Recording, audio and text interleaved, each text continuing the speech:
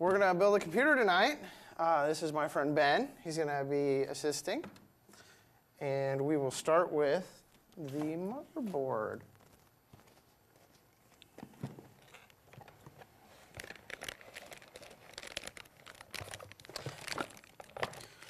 Now, with anything else, you always want to make sure that if you can be grounded, to be grounded, because electrostatic discharge is never a good thing. Last thing you want to do is zap your new toy. Yep.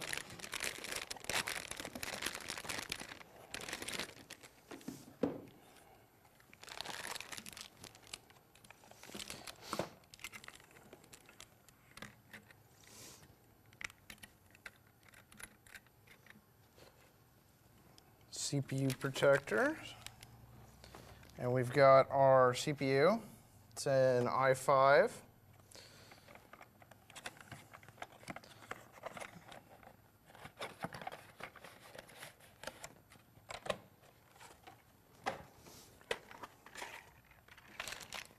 With a stock heatsink.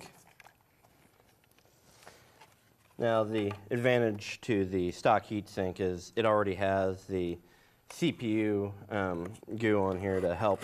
It's actually like a silver to help disperse the heat. So as the processor gets hotter, as more data is going through it or the faster it moves, you're able to disperse that heat, keep things from melting down. The one thing with a lot of CPUs that a lot of people who've never built a computer run into is the fact that most things only fit one way. And luckily with the sockets that we have here, same rule applies. A lot of the Intel processors actually have notches on either side of the processor, which you can easily see. If you want to, we'll get a close-up here. So, yeah, go ahead. We have our notches on the board of where it goes. If you're still in question, if you look on the bottom of the processor, in the corner, there's a little arrow. That is a notch, which matches the same notch on the system board. That way we can get it in there without causing any issue. These don't have the long pins that you used to see on older CPUs. Makes it a little bit easier. Now, closing the gate, depending on what type of CPU you have, all depends on how this gate locks. Almost all of them, though, have this trigger. You just push it down, link it into place. It does feel a little tight, so it does feel like you're applying a little bit more pressure than you should, but that's how it goes. Once again, as you're looking at the processor, it's got a nice firm fit all the way around. Next, we have the RAM. We have a single stick of 8 gigs of DDR2 or 3, can't remember. DDR3. Just because I knew someone who did this just the other day. Most of your processors, your RAM, things like that come with these little stickers. They do not actually go on the equipment. We had someone actually take an Intel sticker, stick it right on top of their CPU. It ends poorly. You end up having lots and lots of heat issues. So, when you go to insert your RAM, things that you need to make sure of is you have a notch that sits in here that you, once again, just like the CPU, you match up with the notch on the board. The other thing to look for is on your system board, the RAM slots, we only have 2 on this model of board, are labeled for stick 1 and stick 2, or socket 1 and socket 2. And for the life of me, I do not see the actual label. Okay, so it is actually written on very small print on the side of the board. But if all else fails, as Dean's doing, is he is grabbing the ultimate guide to this board, which is really handy to have because they will actually have drivers, which you can find on the floor. And also, the manual. If you want to pop up and get a close-up of this, you might want to make sure that you are below that so we're not seeing the name. As you can see on here, it actually labels where every part of the system board is. Sticks the RAM, where the processor goes, and the labeling of your ports.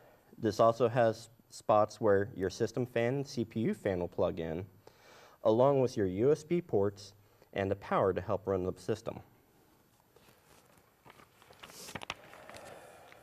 There we go.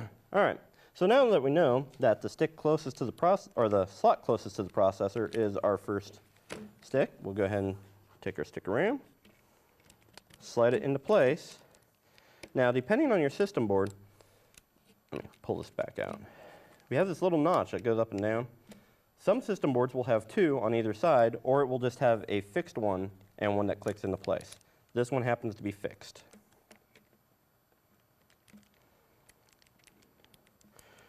Once again, you should never have to force it into place.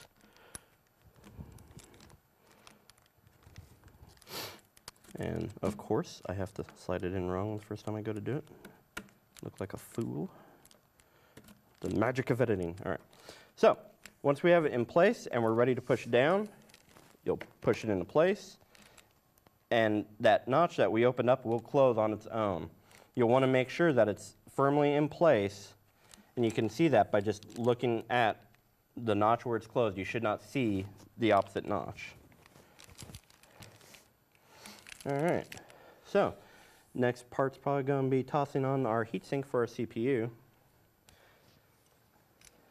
want to get that out of there? Once again, depending on the processor that you get, it may be coiled around the fan that helps disperse the heat. You will want to make sure you have that loosened up before you put it on there so your hands aren't getting in and trying to fumble around what you're not wanting to mess with. That's about as far as we should need to go. Okay. So, as we were looking at our manual, we saw where the CPU fan plug goes, and you want to make sure that that's on the plug that you plug into is on the same side as where your wire is coming out. That way it all fits into place properly. You get better airflow and it looks neater.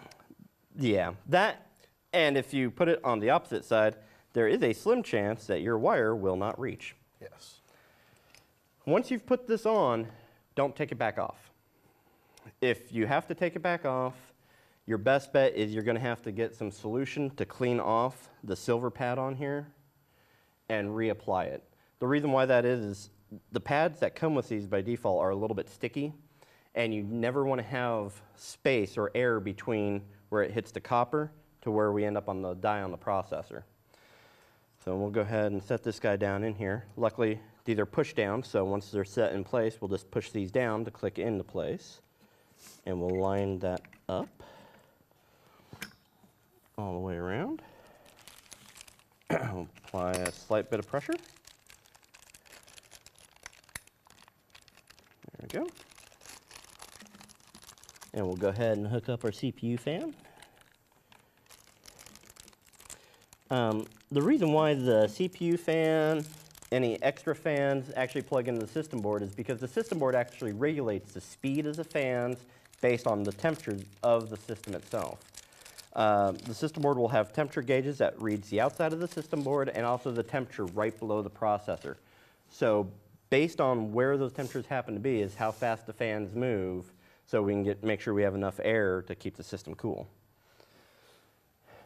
So next, do we want to go ahead and mount up the other guts for our system before we go ahead and put this in? I think we should do that. All right. We'll go into the hard drives. Set that off to the side.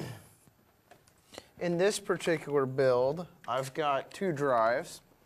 I've got a bigger storage drive here,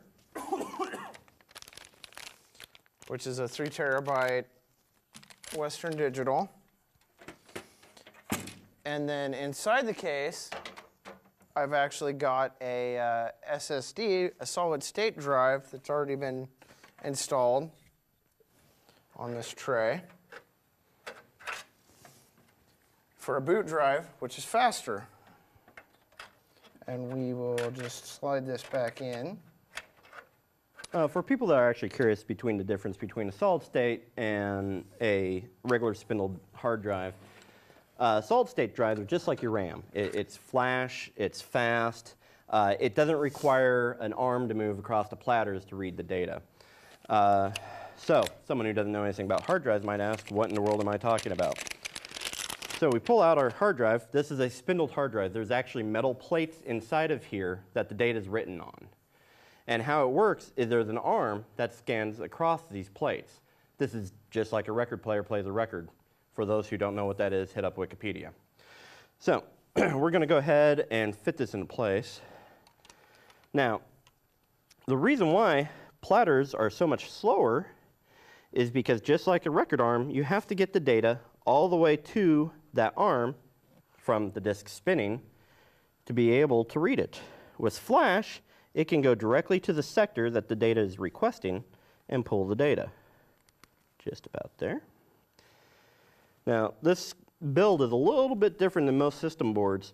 Usually, your brackets in which we're going to pull the hard drives out on, you would want your plugs, which is our data cable and our power cable, to be on this side. The case that we currently have, the cables actually go out the back side of the case. Helps with cable management, makes it a little bit prettier if someone happens to be looking into it. And that's all set.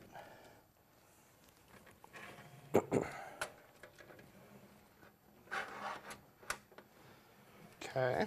So, before we get too much farther, Dean's power supply that he bought is actually a modular power supply, which means instead of having a whole snake of wires coming out of the back of that thing, since this is a smaller case, we don't need as many plugs. We only have to connect the power that we need. So we're going to go ahead and get that plugged into the modular power supply for powering our 2 hard drives. With power supply, you want to make sure that you buy one that meets at least the minimum requirements of what you're going to use. In this case, since we're doing a micro ATX system board, 2 hard drives, one of them being SSD, our power requirements are not very high. If you're looking at doing something like dual SLI for a gaming PC or multiple hard drives for people who have a lot of data to store, you may end up needing a larger power supply. Most machines can get away with a 500 to a 550 watt power supply. Now, you're looking down at the hard drive. The larger pin set or the larger connector piece isn't the traditional 4-pin Molochs. It's the SATA connector that you have on most modern hard drives. The smaller connector to it is actually the SATA, or the data transfer cable. SATA comes in multiple varieties: 3 gig, 6 gig, 2 gig. Really, most people can get away with a 3 gig SATA cable, have absolutely no problems at all. So, the power is connected, and so I think we're ready to mount the main board. So, when you open up your box, pulled out a whole bunch of nifty things, one of them being the backplate. The backplate is what basically labels what you have to plug in with. You also want to make sure you have your backplate installed because this helps keep dust out of the machine. Saying that, if you look at the back, there's all kinds of holes, so you're wondering, why in the world do I care about this plate if there's all these holes for, dust and airflow? How most computers work is you have a hot channel and a cold channel. The cold channel is cold air you want coming through the system to help cool down the system, and your hot channel is the hot air that you expel out of the back. So what we have are fans in place, so our cool channel, normal regular air, be it in a room or wherever it happens to be, gets sucked in, flows across the equipment, and gets blown out the back. If you actually get closer to some of the front of these cases, you'll see that there's small filters inside of them, or very tight mesh to help lower the amount of particles that come through. So how this goes in, there's a edge that goes all the way around that will slide in place and actually pop into place.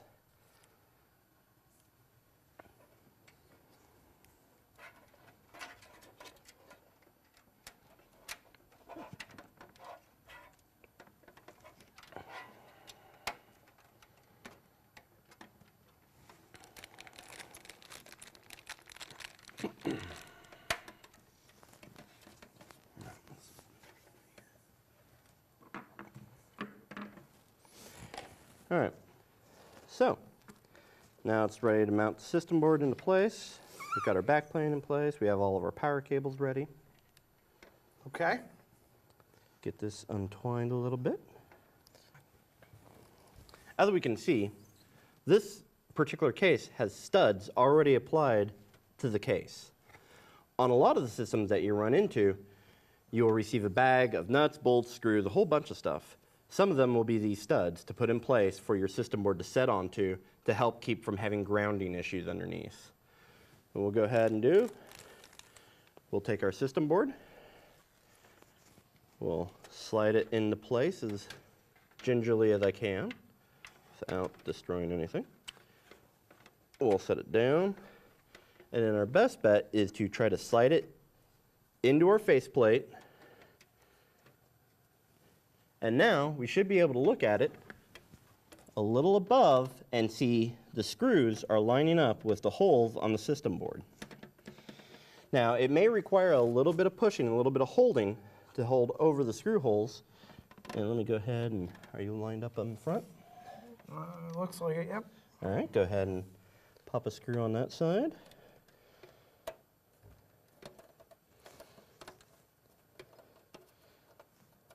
Now, if you notice the screw's not going down, more than likely, we're just not lined up. Yeah. Let me take a look straight down from here. There we go. Let me go ahead and try that again. As I keep my finger right in the way. And then you drop a screw. That's right, we got 3 more. Just a second here. Let me see if I can get my finger a little further back and still keep you in line. Hold on. There we go.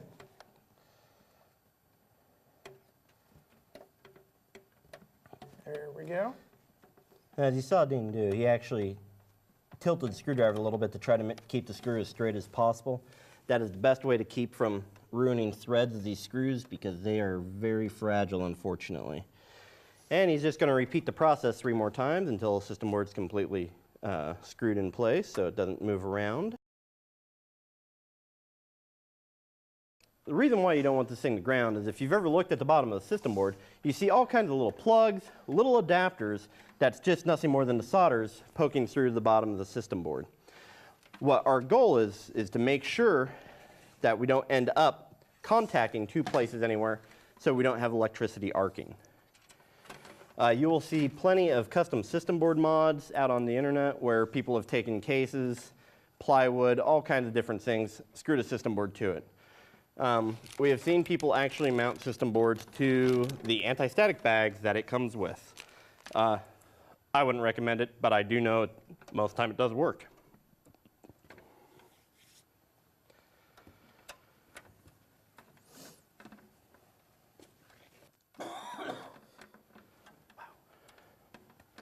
All right.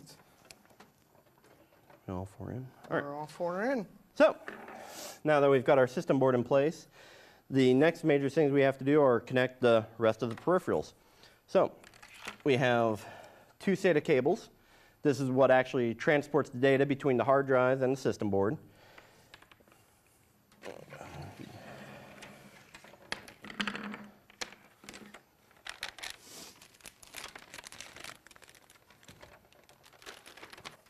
As you see, he's just feeding the cables through to get back to where the plugs are. Usually what I do when I build a system is we'll go ahead and run all the wiring where it needs to be and then try to clean it up, make it so it looks a little neater on the inside and so air has the best flow coming all the way through. Okay. Now that we have data connected, our next step is going to be to make sure that our system fan's plugged into the system board. So now that we've got that attached,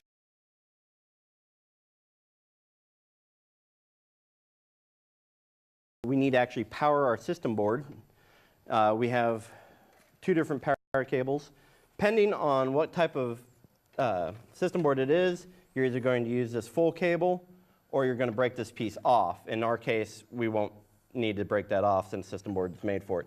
The other thing is we have a second system board power supply or power lead, and this is just for the CPU. This one is a 8-pin, and this kit's actually made for AMD also, where it can break and turn into 2 4-pins. And we can just feed this one through here. Next, we'll go ahead and hook up the main system board power. That's going to sit right in front of our RAM in this build. Okay. So once that's in place, essentially we're done. Does this case have any external peripherals? Yes, it does. On the case door, usually you'll find this on the front of cases. You'll have some extra modular cables that provide lights for when the CPU, or actually not CPU, hard drive is in access. Lights when it's actually powered on. USB ports. 2.0, 3.0. Headphone, audio. Yep. And then the world turns into making sure you got what you got. You will want to go ahead and plug in your USB on that side. Nope, USB 3.0 is on this side. What else do we have jumper-wise? We have a panel. So, this is to go from 2.0 to 3.0. We don't have to worry about that. Do you have a cable breakout for your pins, for your panels? In the book, probably. Here. Doesn't matter how much of an expert you are, you probably still need the manual to know where the little wires go. Yes.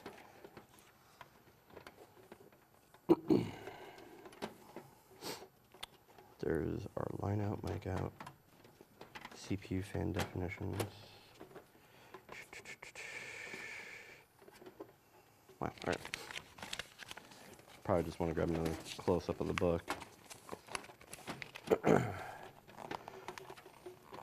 So, things like the power light, hard drive light, power button, reset, we'll look on the manual, shows us circled where on the system board it is, and then it shows us which pins have to be attached for it to work. As you can tell, this particular model has a pin missing, so just from viewing the board, we can see what pieces need to be pinned where.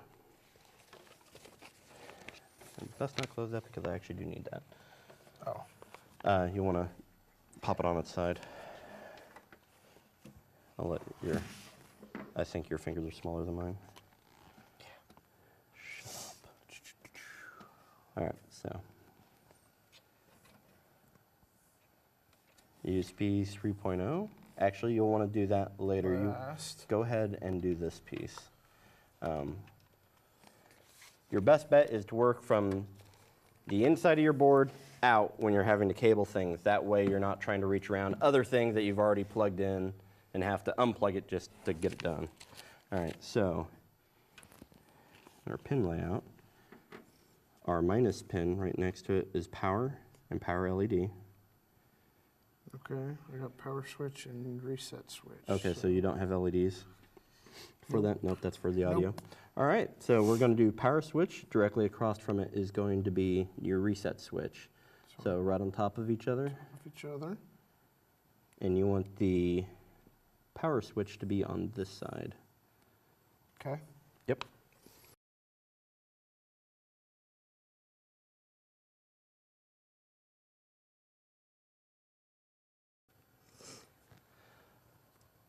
So in this particular build, the system doesn't have any idiot lights or power light or HDD lights showing that it's active or on.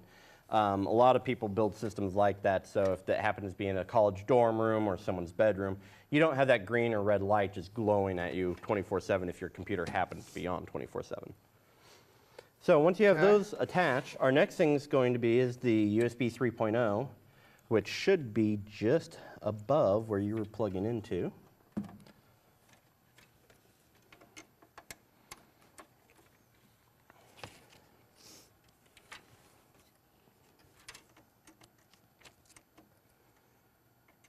The last set of pins that we have are for the sound card. We have optical on the side of this case. Nope, that's a reset button. Wow, another thing get cut out. Genius.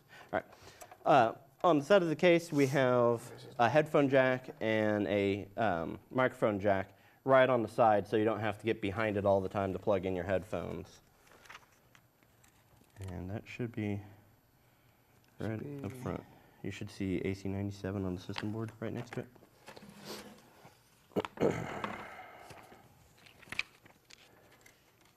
Scroll through here just to verify. But oh, no, we do have LEDs. You do have LEDs. You dirty, rotten scoundrel. All right, so. It's fine, don't need them. Okay. The love of editing. All right, so once we find our audio jack, which is right there, Depending on which type of sound card is supported on your system board is going to be which of the cables you happen to use. Should, just like anything else, slide right into place.